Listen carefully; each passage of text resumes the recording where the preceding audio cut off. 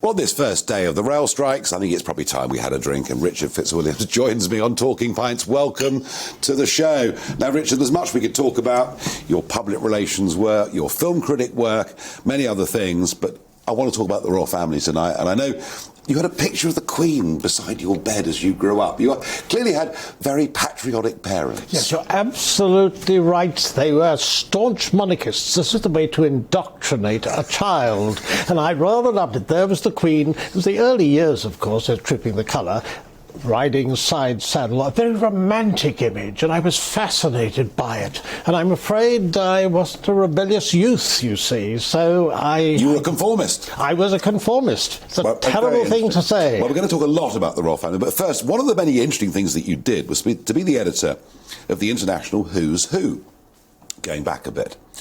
And whether it was the International Who's Who or the Who's Who in this country, I remember, I've still got at home in the library, you know, these great big fat volumes because before the internet, it was actually quite difficult to find out about people. Oh, yes, I know. I mean, they're completely out of date now. I mean, they're very good museum pieces. You could drop them on an enemy from a great height. Well, there's always we that. can't advocate violence on this show. Indeed not, indeed not. But it was fascinating. There are 20,000 people throughout the world, and I was a populist editor, unlike, say, the British Who's Who. Because if you look, I mean, obviously, there's a wonderful establishment guide. I wouldn't for a millisecond dispute that.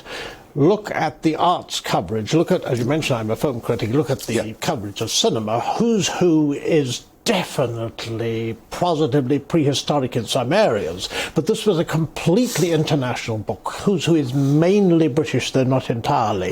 And so you had 20,000 people, you could cut people out, the dead were removed, and you had about 750,000 entries each year. And of course I did the PR as well, so I thoroughly enjoyed it. It was fascinating, and you kept up to date with current affairs, and it had a special section for reigning royal families throughout the world. Ah, well, there you are. Well, that brings us on very neatly. Now, you've been, not just this bedside photograph, but you've obviously studied the royal family, you've written about the royal family, you've spoken and broadcast about the royal family. And today's a great day to talk about this. It is Prince William's 40th birthday, and he does appear to be a rather magnificent human being. I absolutely agree, and I think one of the signs, they're doing fewer numerically. I mean, the Duke of Edinburgh was attached to, I think it was 837 charities, institutions on Southern Giles Brandreth counted, and the Queen over 500. William and Catherine concentrating on certain ones, on fewer: mental health, the environment, and homelessness. And we've seen this today, and of course, with the big issue that he was promoting. And they're doing a tremendous amount. This shows the royals have really got clout. Now, there was a lot linked to their trip to the Caribbean with the publicity, and I think it was, there were some glitches. There were some bits of it were bad. But the protests were very minor protests. Protests were very small. I mean, in reality, it was a Republican agenda that drove coverage of it, but there were certain mistakes, and I don't think you'll find any mistakes are made again, because what we're used to are royal tours being absolutely flawless. They weren't, or haven't been entirely. The Queen, for example, in Quebec in the 1960s, in India in the 1990s, you may recall Robin Cook played a part in that. But I mean, basically, it's our best form of soft power that we could possibly have. And after and post-Brexit, of course, as you see the royals going to Europe, the various European countries, the links with the Commonwealth. The Caribbean was unfortunate because there were a variety of movements there, and clearly not enough notice was taken about that. And I've noticed Chinese influence. The Chinese lend money to Barbados, and Barbados becomes a republic without a referendum. Now that is the test, because if you look at the polls still, there is a danger here with the 18 to 24-year-old age group after Oprah, because so much damage was done by that one interview. Overall, I think Republic support in Britain itself is in the 20s, something like that. So do you think William was right to use the speech at the Platinum Jubilee on the Saturday evening?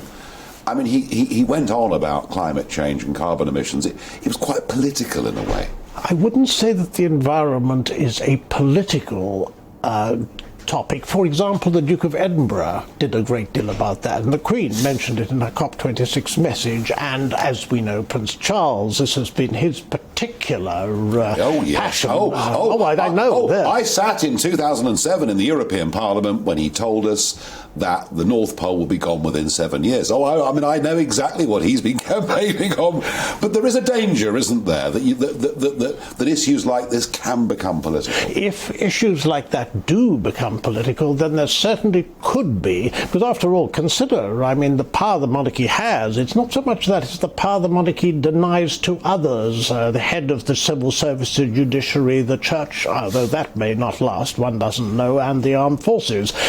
Above party politics, symbolic of national unity. Queen in Scotland, I think, was a slightly different case because she took an oath for the coronation, and the oath was to serve the United Kingdom. So unsurprisingly, there was that feeling, which indeed she expressed in 1977. It's been an amazing 70 years. And if you look back through history, there have been many times when kings and queens have been not that popular.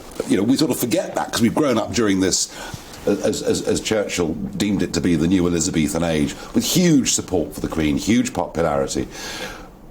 How much damage has Harry done to the monarchy? I think that he's done a lot of damage in the United States. I think he's done a lot of damage, he and Meghan, here among the young at the moment anyway. I haven't seen polls that have yet disproved it.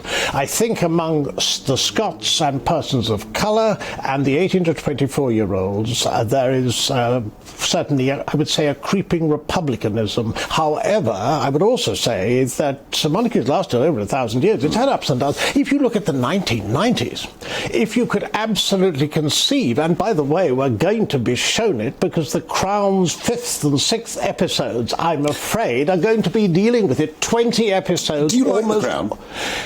You're talking about a Faustian pact I had with the first two series, with Claire Foy, who I thought was marvellous, and then you had series 3 and 4 with Olivia Colman, who I thought was absolutely terrible. She was snobbish, she was snootish. I thought the monarchy appeared to be like a mafia, an extraordinarily bad-mannered gang as well. So I liked it initially. There was some brilliant production values. Peter Morgan knows what he's doing with the crowd, with the Queen, which was superb, with the audience, which was excellent on stage. Yeah. No, but the problem is that in the 90s, it was absolutely terrifying. From mistake to mistake, the War of the Waleses and so on.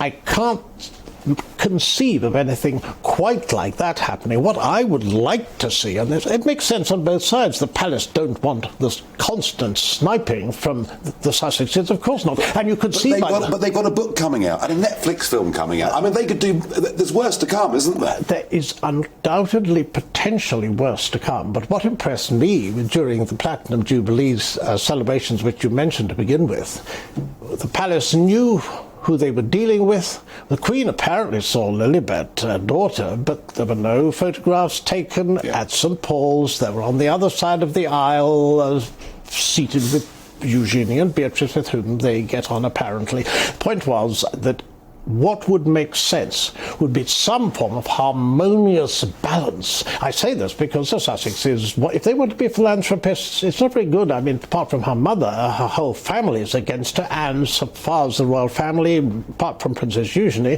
there's intense distrust. And of course, William, as you say, is 40 today. Well, he obviously is deeply, deeply embittered by that interview and some of the subsequent comments. And what is written in a book, if that book's to be serialised, if it comes out, what I'd like to see is the book postponed. I'd like to see basically peace, a harmonious, if they want. They want the money. They might very well want the money, but of course there's Biden's sister suggesting that she could be a future president. I'd love to see how Americans respond to the Duchess of Sussex. I'd love to see her running against Trump. I'd love to see that. I would really enjoy that.